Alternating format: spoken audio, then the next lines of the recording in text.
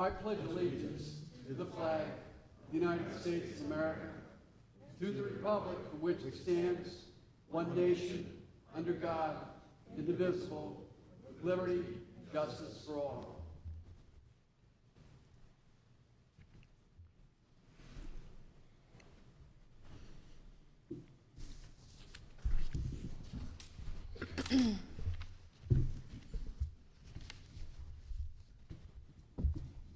Ms. Benitez? Present. Mr. Exiotis? Here. Mr. Burke? Mr. Rufner? Present. Ms. Stemper? Here. Mayor, if I may, Yes. I'd like to make a motion to excuse Mr. Burke from tonight's meeting. He had prior engagements, which he conveyed to all the council. I'll second that.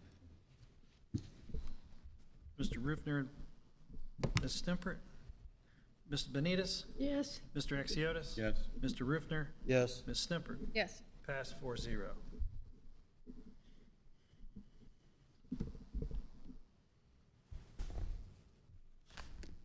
All right, move into special presentations by staff members or invited consultants. Sirs? Changes to the next agenda.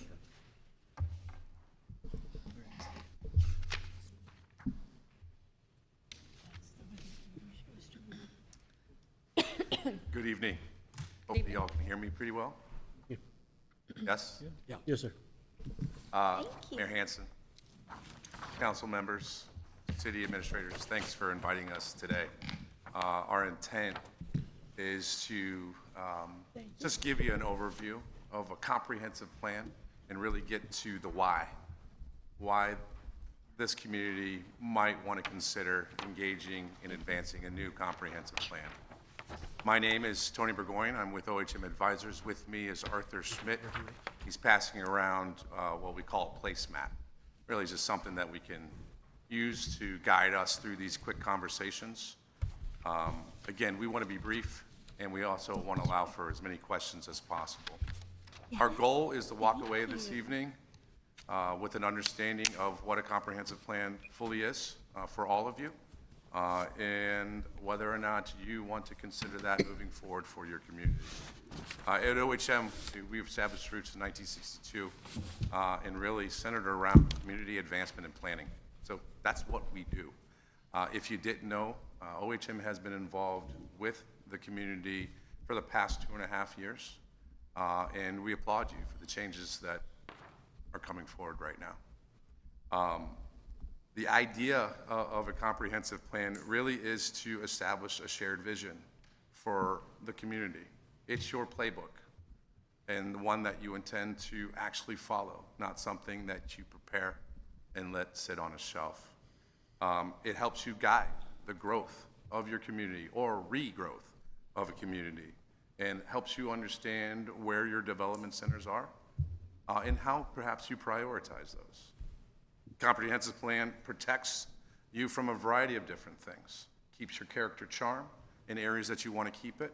It helps you promote economic development in areas that are seeing activity. It coordinates your investments, and most importantly, it helps you identify what priorities you have from an infrastructure standpoint to help promote development or redevelopment, and to solicit funding outside sources to help with that infrastructure need, which obviously this community certainly needs. It supports that economic vitality, right? You want to growth, you want to engage the younger generations here in Newton Falls. Quality of life, I don't have to tell you that. Improved infrastructure, organized planning, advancement, implementation of good laid plans obviously creates that vitality that all communities are looking for. How do you plan for the future from a resilience standpoint? When you're looking at changes in climate, when you're looking at changes in how we utilize communications, how we utilize power sources. You know, you're an AMP community, you have electric. How are we dealing with electrification across the country, for instance, even particularly in this area? Finally, it provides that legal basis for you to stand on, to build from, right? Comprehensive plans aren't documents that should be sitting on the shelf. Comprehensive plan is obviously, like I said, is that playbook that you really want to utilize to get you into the next 3, 5, and 10 years. It has to include engagement outside of council members, outside of city administration. It has to include residential engagement. It needs to consider all of the city services that are offered, from public safety, especially your utilities, water, sewer, power, et cetera, your roads, your waterways, failing dams, et cetera. A comprehensive plan is what it's titled. It's to be comprehensive, right? So it needs to uncover all of those things that maybe have been covered up for perhaps, so many years since the last comprehensive plan was done. My partner, Arthur, is going to walk you through just a quick approach of how we develop comprehensive plans for so many similar communities, and then we invite you to ask as many questions as you have afterwards. Art. Thank you, Tony. Good evening, everybody. So highlighting on the place map, I want to talk first on that top right corner in the front page that I shared with you, our keys to approach.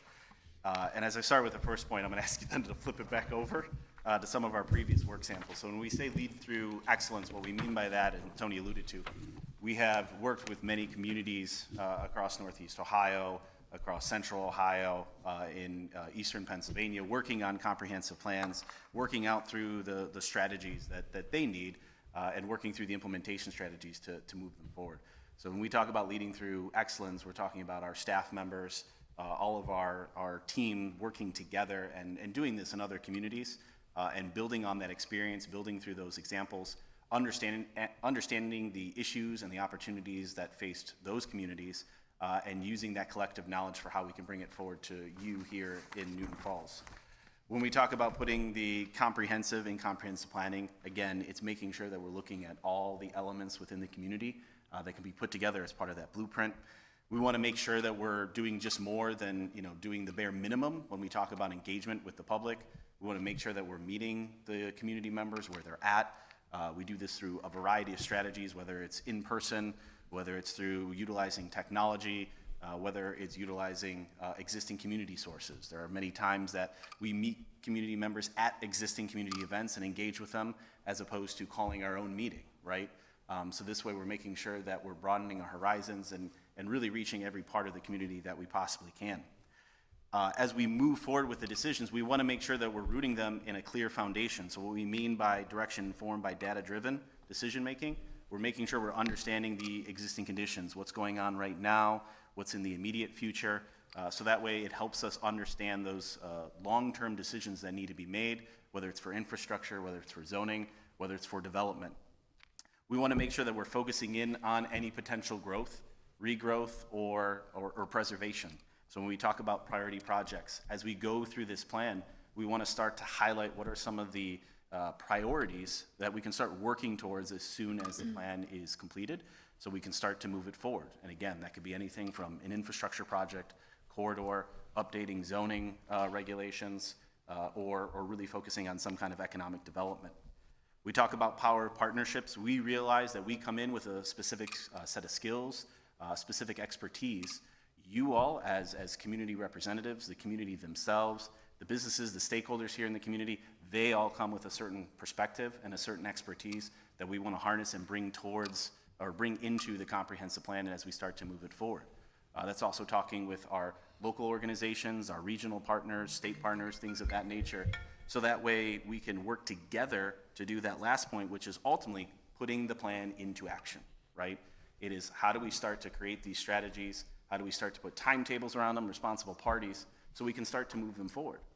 As we were working through and preparing for this evening, we started to look at some of your previous comprehensive plans and works that you've done, and you've done tremendous work so far. So we want to be able to really author that next chapter for you all, build on that work. From that plan, you had, I think, 8 key principles that ranged from land use, economic development, transportation, water and sewer, parks and open spaces, and safety.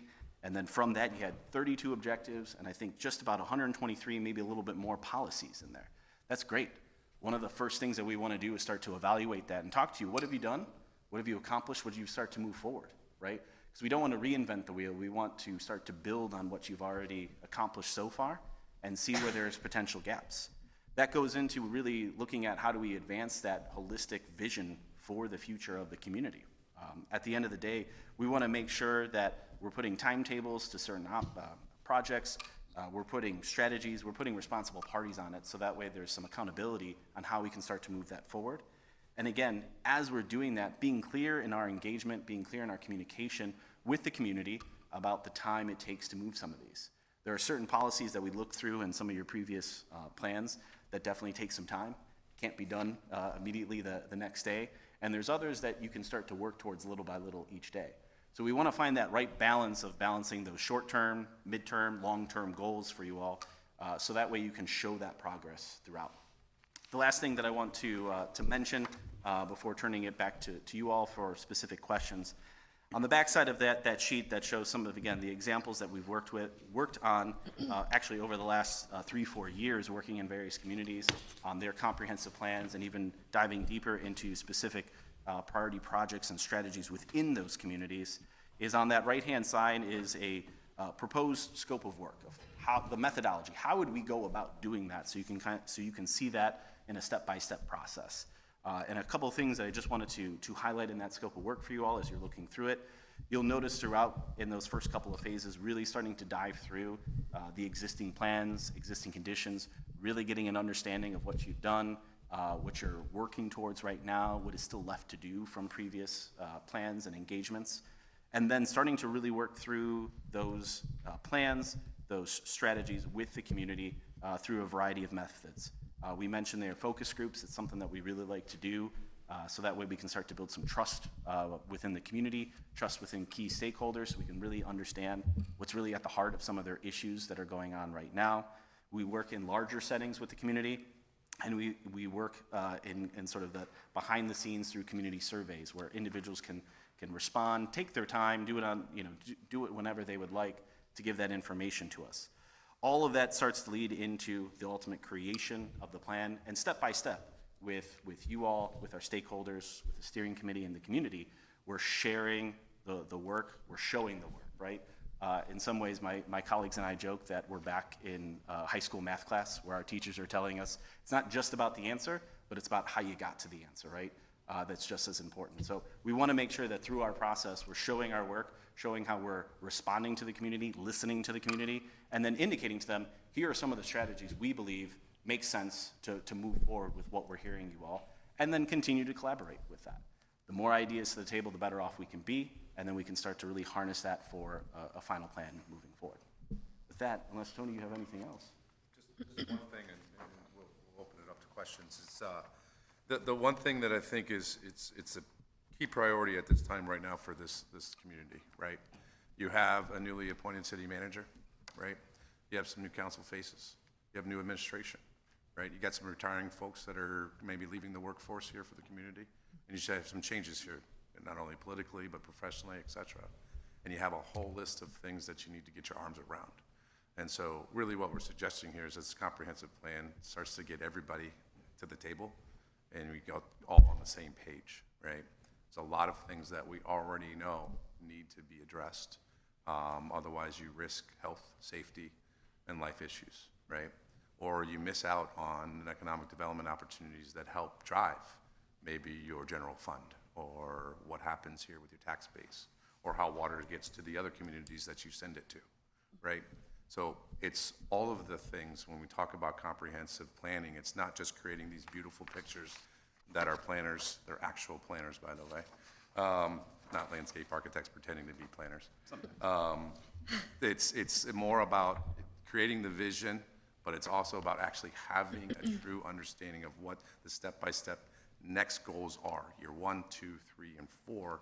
And if you have those, you have the ability to start to seek capital funding that helps you meet those implementation goals. And so that's really the culmination of, I think, why we were asked to come here today, just to help understand that. And so between Arthur and myself, we're happy to address any questions that you may have, either tonight, if you think about it later and you want to give us a call, happy to drop a business card, willing to take your calls afterwards. So with that, thank you.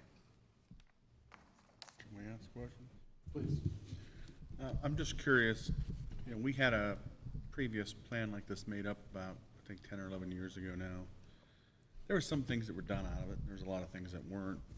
One of the things I see at Phase 4 is to set the stage for future funding, and I think, at least, I'm speaking for myself here, but most of us are definitely new to this situation. I think there's a lot of, administratively speaking, in the city, people that are new to these positions as well, and maybe we don't know how to get the funding and how to achieve what you're gonna identify in some of these things due to the fact that, I mean, the city doesn't have the money for Right. most of it.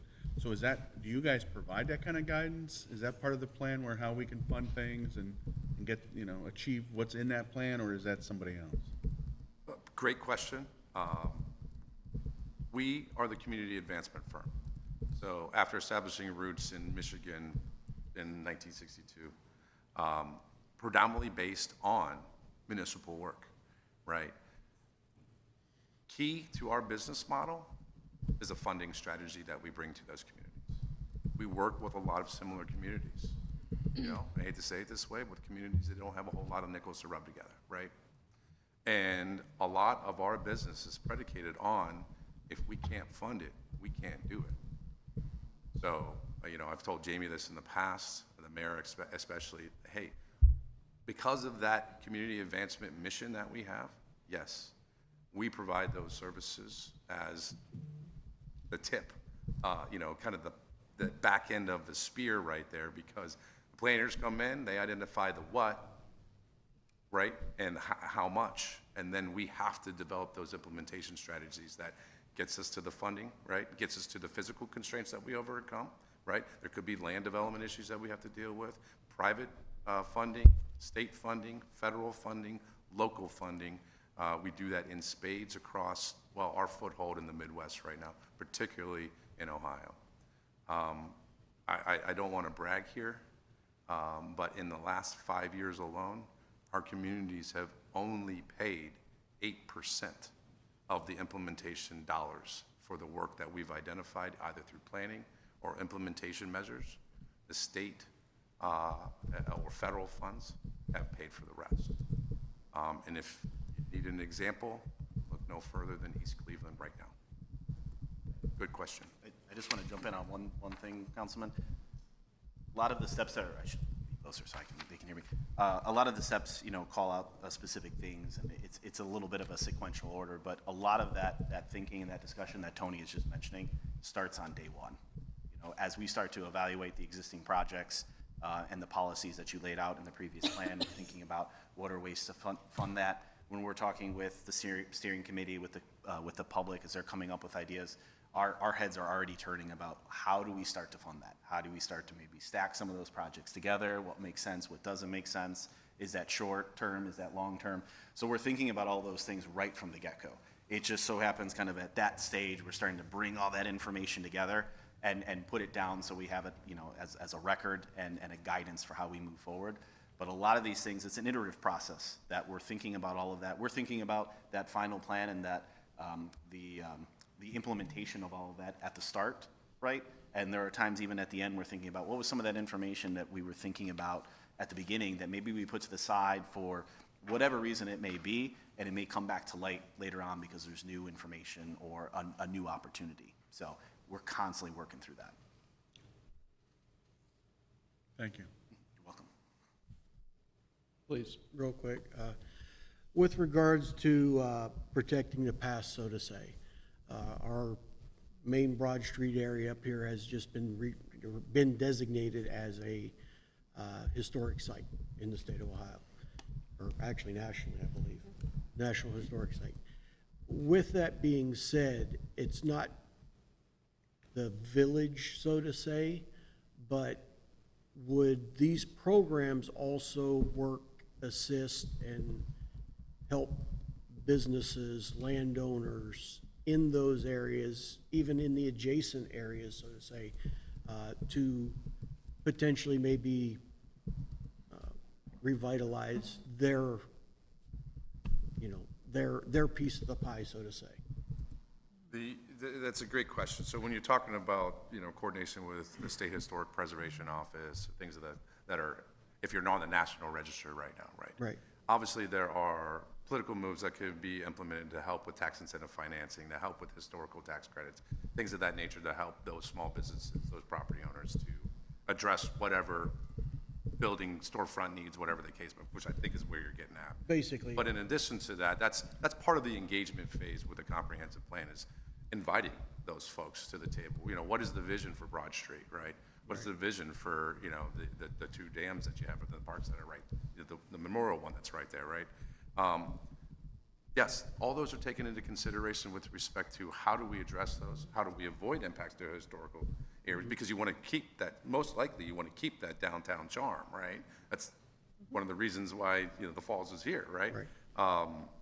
But taking that into consideration and utilizing that for implementation dollars is absolutely possible. It's a double-edged sword. I want to be careful with that one, right? Okay. Working on historical properties obviously creates additional red tape that we have to get Yes. through, right? But it's all for, again, I guess you put it good, right? Just maintaining the character of the village. And so that goes along with it. But there are ways to get around that. And I think the idea of that is if you can get those business owners engaged in this process, then you could see more synergies to help bring, you know, private money into the game to help with what Arthur just said about those funding stacks kind of thing. Does that answer your question? Yes, sir, it does. Thank you. The one quick example along that we have up here actually, and is with the Village of Loudonville. Their Main Street down there is part of a downtown historic district, and they were going through a similar thing where they were trying to figure out how do we kind of help elevate our storefronts, build them back up. And so as part of that plan, you know, we were, again, as Tony had mentioned, working with those stakeholders, working with those business owners, trying to help them understand what some of that red tape is and how they can move around it. But then as part of it, in the image you see there, our efforts were focused on how to revitalize the corridor along the way. So it was sort of a partnership, right? This is what the village and the local organizations can do to help prop up some of those businesses, right? We can't, it's a little bit harder for us necessarily help each one of you and keep it fair to revitalize some of the buildings and help with some of the updates that needs to happen. What is something we can do? We can work on our corridor and make it a little bit more nicer, make it more inviting, support the investment that they're putting into those businesses. So it's just another example of a way to support, maybe not directly, but a little indirectly in that one. Thank you. I'd like to thank both of you for coming and spending the time to educate us on this. This is something that I know that the village has needed for a while. I'd like to thank the mayor and Jamie. I think you've heard from all of us as this is something that we have been wanting to get accomplished, and you've been in office, what, 2 weeks? Here we go. But thank you for coming and sharing. You're welcome. Thanks for inviting. Yes, thank you so much. I really appreciate it. Okay. Any other questions? Councilman Rufner posed a question about the National Historic District downtown, so, and I think that's a real big part of what Newton Falls is working towards. So, gentlemen, I want to thank you for both the time we met the other day and for coming out this evening. I hope we can put something together here and get it going pretty quick. Very good. You guys need to stick around? If you'd like to. If you're that bored, go right ahead. Thank you.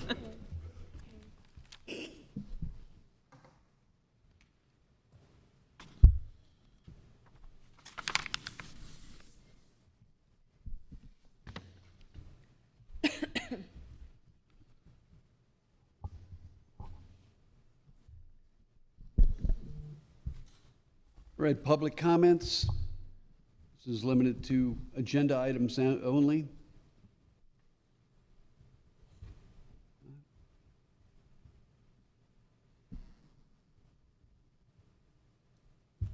And we'll move on to reports. I'd like to report that I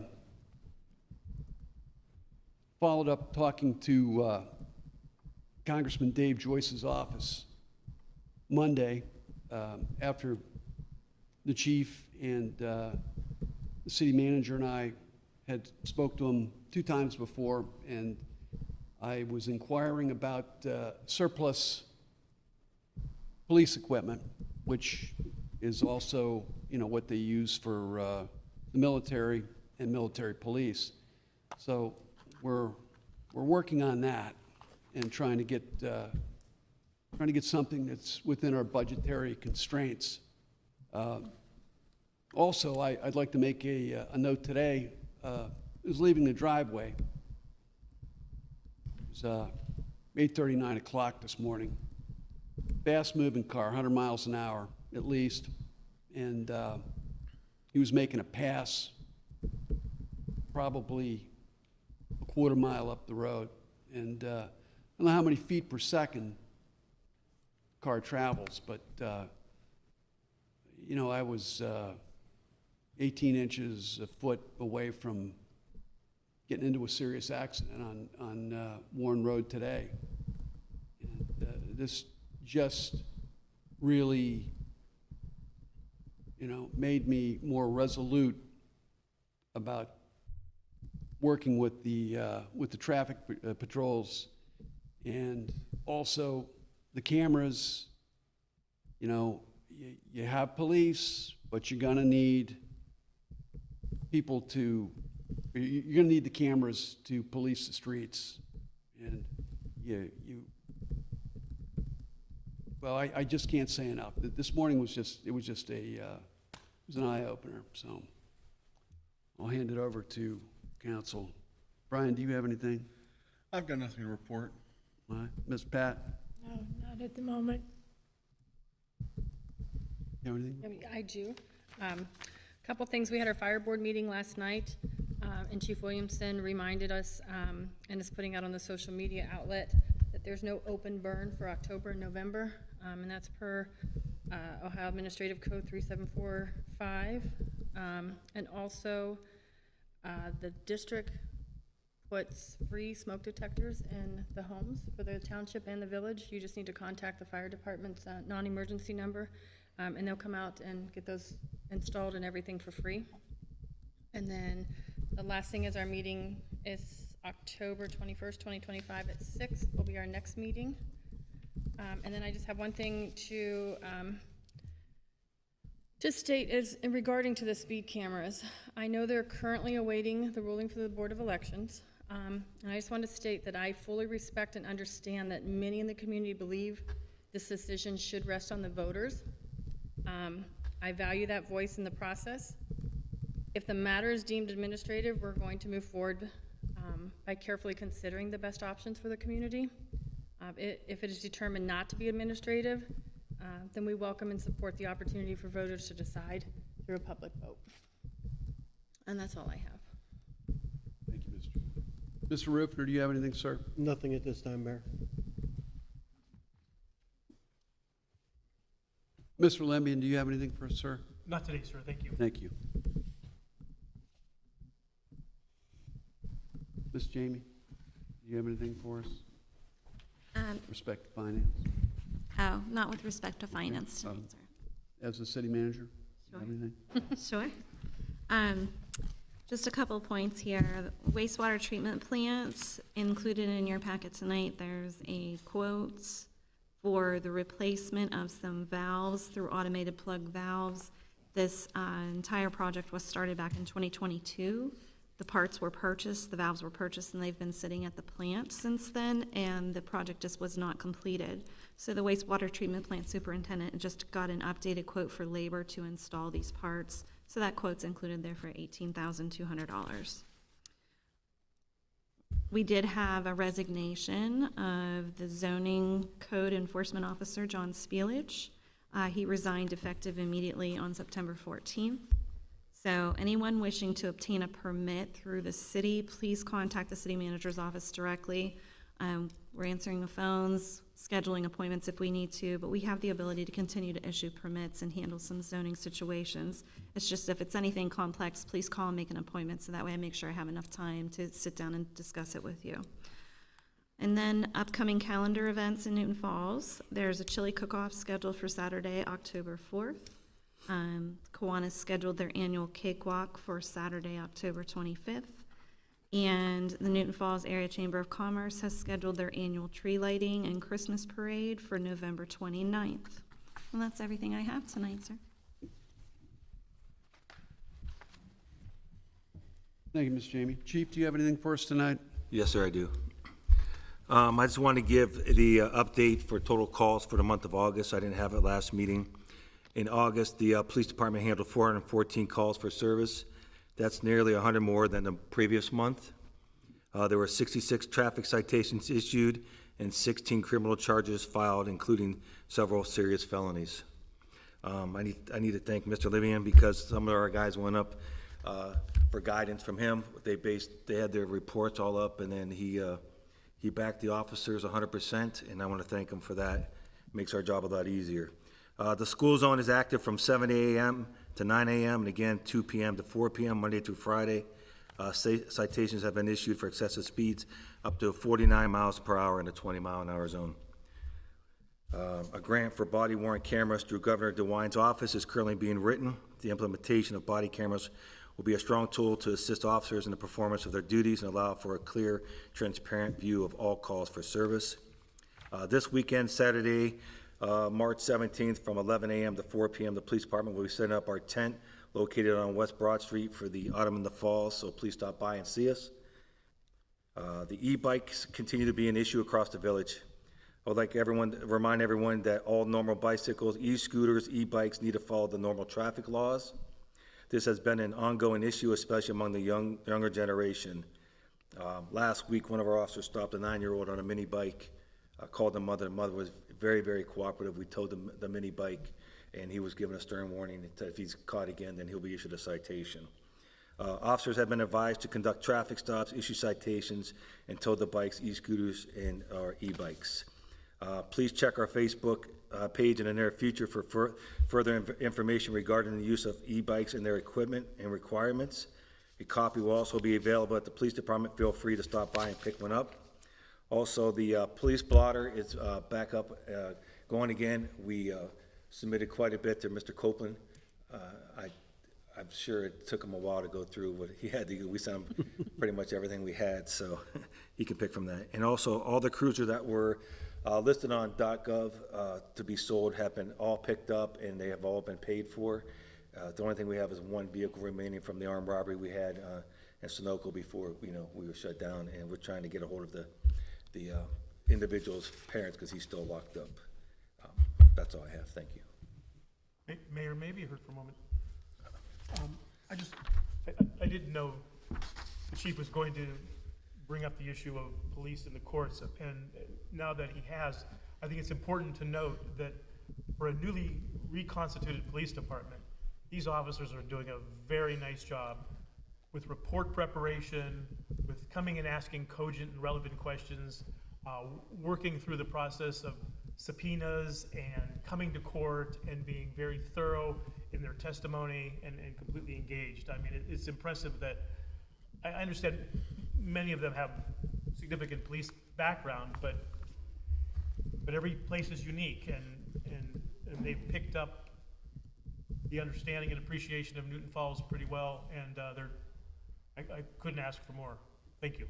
Thank you, Mr. Limbian. To that I'd add, everyone involved, your office, council, city manager, everyone has taken an active interest in reinstituting the police department, and they should all be very, very proud of what we put together in such short order. All right, we'll move on now to approval of previous minutes. This would be regular minutes, meeting minutes from September 3rd, 2025. I'll make the motion. Oh, I'll second. Ms. Benitez and Ms. Stimpert. Mr. Rufner, Yes. Ms. Stimpert, Yes. Mr. Exiotis, I'd like to abstain since I was not here for that meeting. and Ms. Benitez. Yes. Passed 3-0. Mayor, Yes, please. may I make a motion that we accept Mr. Axiotis's abstention from the vote tonight due to his absence at the last meeting. I'll second. Yes. Mr. Rufner and Ms. Stempert. Ms. Benitez? Yes. Mr. Rufner? Yes. Ms. Stempert? Yes. And Mr. Exiotis? Do I vote on my own abstention? I didn't want to leave you out. Probably should just leave me out. Yeah. Pass 3-0.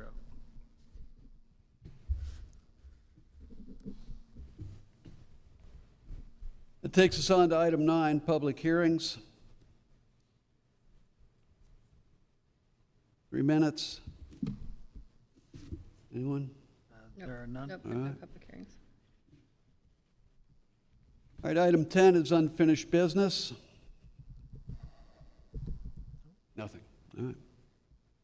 How about new business? New business tonight? Yes.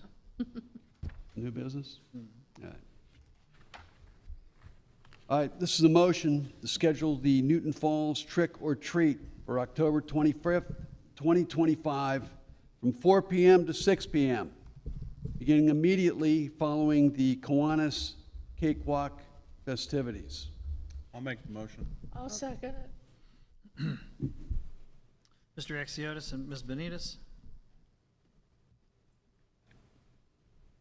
And Ms. Stempert? Yes.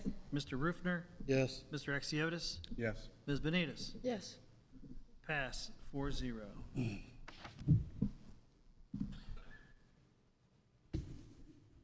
That takes us on to ordinance 2025-45. It's an emergency ordinance appointing Pamela Heilman to the position of Finance Director and authorizing the mayor to enter into an employment agreement for this position. So moved. Second. Ms. Stempert and Ms. Benitez?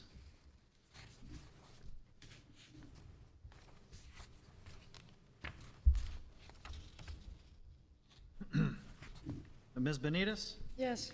Mr. Exiotis? Yes. Mr. Rufner? Yes. Ms. Stempert? Yes. Pass 4-0. This does require a second reading. All right, ordinance 2025-45. It's an emergency ordinance appointing Pamela Hillman to the position of Finance Director and authorizing the mayor to enter into an employment agreement for the position. So moved. No second. Ms. Benitez and Ms. Stempert?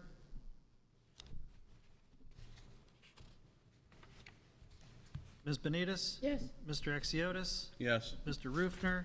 Yes. Ms. Stempert? Yes. Pass 4-0.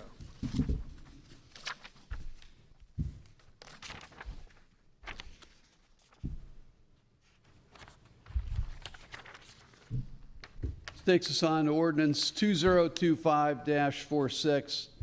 It's an emergency ordinance accepting a grant from the Ohio Attorney General Office, Ohio Attorney General Law Enforcement Vest Program, and to advance monies for the general fund, should be Fund 100, to the State Police Grant Fund, Fund 230, for the purpose of buying bulletproof vests for the Newton Falls police officers. I'll make the motion. I'll Second. second. Mr. Exiotis and Mr. Rufner?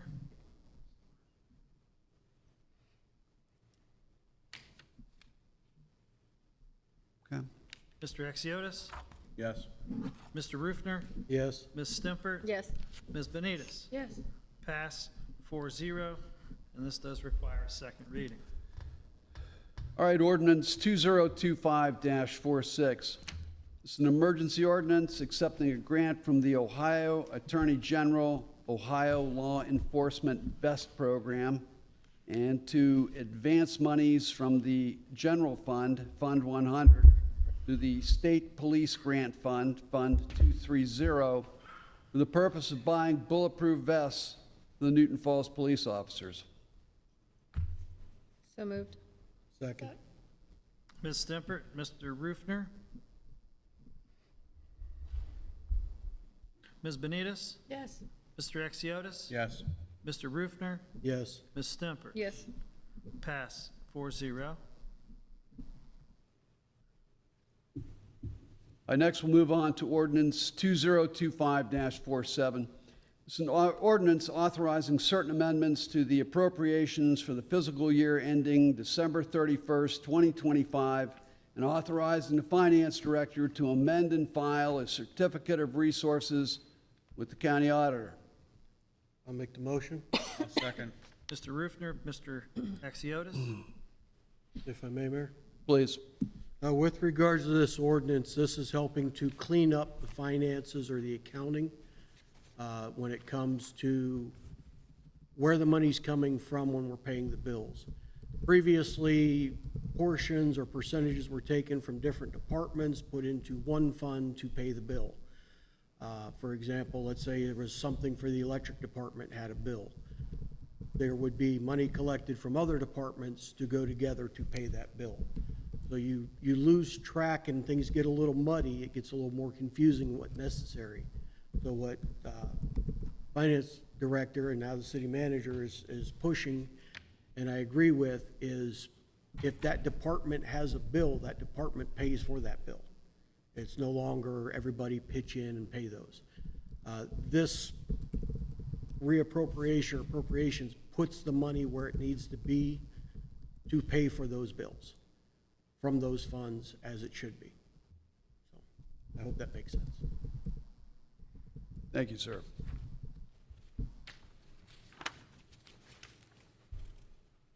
Mr. Axiotis? Yes. Mr. Rufner? Yes. Ms. Stempert? Yes. Ms. Benitez? Yes. Pass 4-0.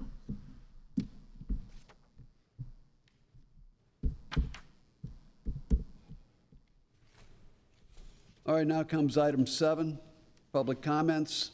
We're limited to 7 minutes.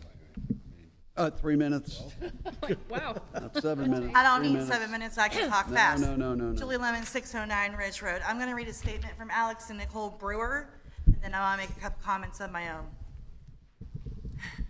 This is to the community. We apologize we cannot be here in person to speak on our own behalf this evening.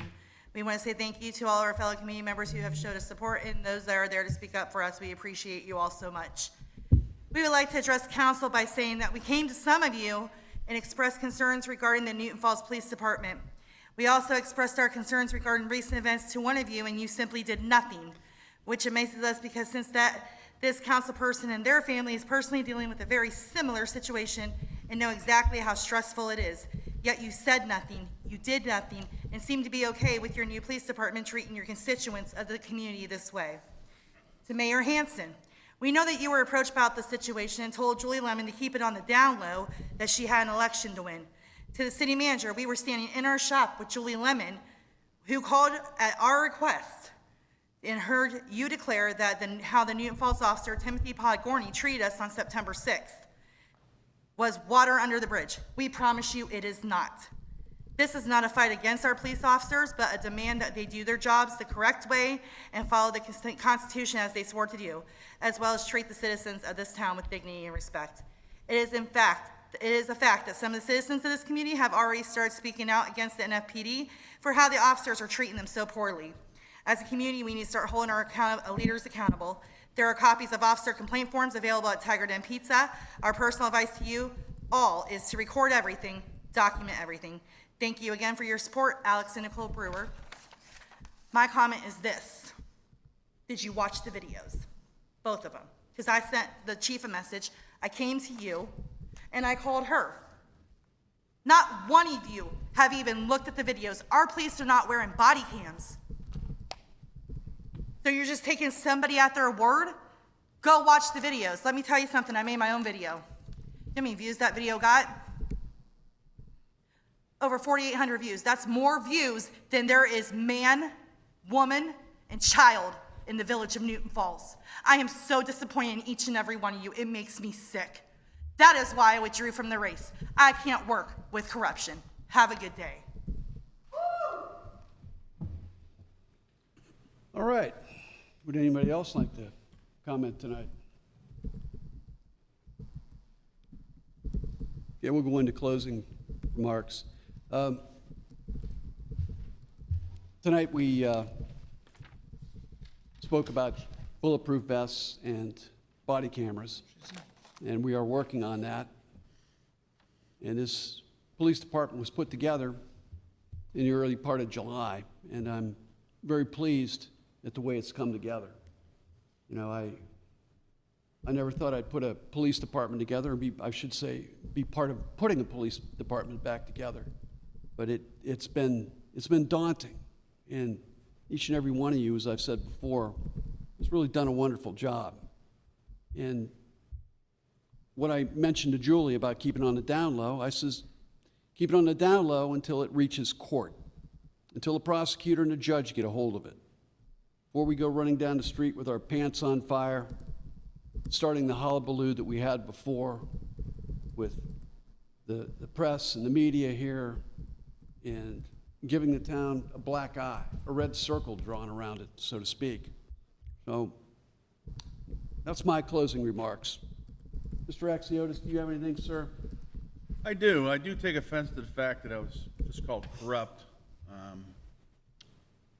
I'm not even involved in this situation. I know very little about it. No one's came to me with anything, so there's nothing to act on.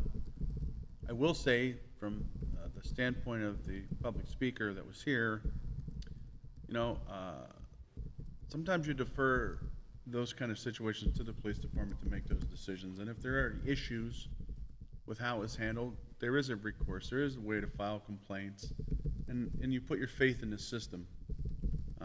I wasn't there. I don't know what happened, but I can say that there's, from a corruption standpoint, never had any discussion with anybody up here about anything, especially related to the police department in that aspect. So I don't know what's going on. I feel like I'm in the dark a little bit, but I do take offense to being called corrupt. So thank you. Pat? I don't know where to start. I mean, really, now we're denigrating the people here, the chief. It boggles my mind. Like I say, I'm in a very few times am I a person with a few words. I know when I went to the chief with a problem, I mean, it was what, 2 weeks ago? 3? He's still working on that problem. And I know he's not working on it just for me, because if the same thing had happened to somebody else, he'd be there with them also. I mean, corrupt, I don't know. That's all I'm going to say right now. I was shocked, to say the least. Thank you, Ms. Pat. Ms. Julie, do you have anything? I wasn't going to, but I have to. Sorry. So, as legislators, I believe we would be significantly overstepping our roles to engage in any kind of criminal or situation with the police department and filing charges or having issues. That's not our role. So I believe, although we were called corrupt, what they were expecting us to do was to step in and be corrupt. So again, there is a process, there's a role. We have a police department. If they've done something wrong, that's to go through the courts, attorneys, prosecutors. You know, if there's a resident or somebody being charged that feels that's not appropriate, again, there's a process. That is not our role as legislators at all. Hands off. Mr. Rupner? Yeah, I was basically going to say the same thing as Julie. Regardless of what happens, if there is a problem with the police department, the people should approach the police department. Not get on Facebook and do a 45-minute, hour, 2-hour video, whatever, just to drum up the troops. You're not going to get anywhere. Facebook is not an official reporting method. You have a problem with the police department, address it with the police department. You have a problem with the chief of the police department, you address it with the city manager. There's a hierarchy to things. We, as legislators, it's not my job to sit and tell the chief of police how to do his job. What's right, what's wrong. Now, there's a lot of opinions as to what may or may not have happened. The problem is, 99% of those people with opinions aren't lawyers. So keep that in perspective. If you weren't involved firsthand, if you weren't actually on the scene, what information do you really have other than hearsay? If it goes through the court system, then so be it. That's the way it's supposed to be. The minute somebody threatens lawsuit, we're out. Legally, we cannot address because you've already determined and decided there is no discussion. We're going to court. So keep that in mind before either you or someone that either you appoint or someone that appoints themselves to represent you to the body of council inappropriately, because we know where it should have went. But keep those things in mind. So I'm going to leave that go. As far as this weekend, don't forget we've got Autumn in the Falls, 11 to 4, starting uptown this weekend, or this Saturday on Broad Street. There was a Commerce Association meeting last night. I was not able to attend due to work obligations. But as I get information in, I will continue to pass that along. But again, Autumn in the Falls, this weekend, 11 to 4. That's all I've got. Thank you, Mr. Roofer.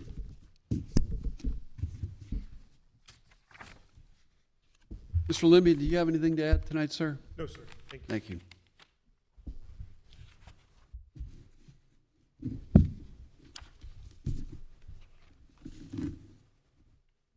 Ms. Jamie, do you have anything? I'd actually just like to address Ms. Lemon. She was at the podium, and I feel like maybe she didn't get the point clear enough when she called my office. She had stepped into the middle of this situation. It's not like I would close my door to her. I welcomed the conversation with her, but the way that I addressed her is this: she was also not there. Please, if something happens in this community and you need to speak with the city manager, please do it directly. Come to me, call me, make an appointment. We will have this conversation. But at that point in time, yelling and screaming in the background of a phone call just to record it for your YouTube channel or for your Facebook followers or wherever else you were going with this conversation is not the appropriate action. The action is, as an adult, you call, make an appointment with the city manager, and we'll have a conversation. And I, like Mr. Axiotis, do not feel like I am corrupt for making that statement and reiterating, please make an appointment, we will discuss it. I am an honest person. I'm here to listen. I want to know what's going on.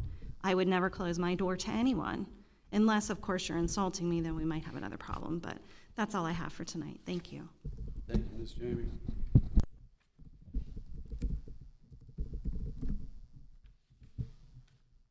Do we need a motion to go into executive session tonight? Yes, please. I'd like to make a motion to enter into an executive session for legal matters. I do not anticipate any action after. We have a second? Second. Ms. Benitez? Mr. Axiotis? Yes? Mr. Rufner? Yes. Ms. Stemper? Yes. And Ms. Benitez? Yes. Pass 4-0, 6:55.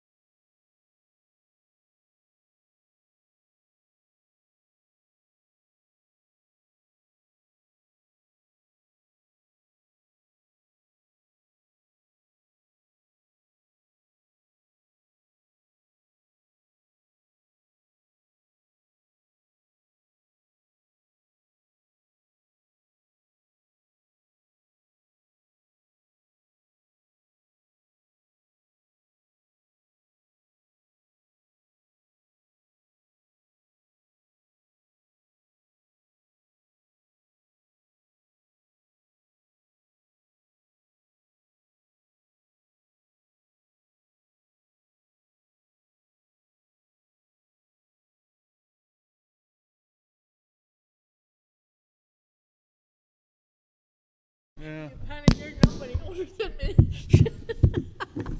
All right, you guys ready? Yep, I'd like to make a Let's go. motion to exit executive session. I'll second. Ms. Stempert, Mr. Rufner, Ms. Stempert, Yes. Mr. Exiotis, Yes. Mr. Rufner, Yes. Ms. Benitez. Yes. Pass 4-0, 817. I'd like to make a motion to adjourn. Second that motion? Ms. Stempert, Mr. Exiotis. Mr. Exiotis, Yes. Mr. Rufner, Yes. Ms. Benitez, Yes. Ms. Stempert. Yes. Pass 4-0, 817.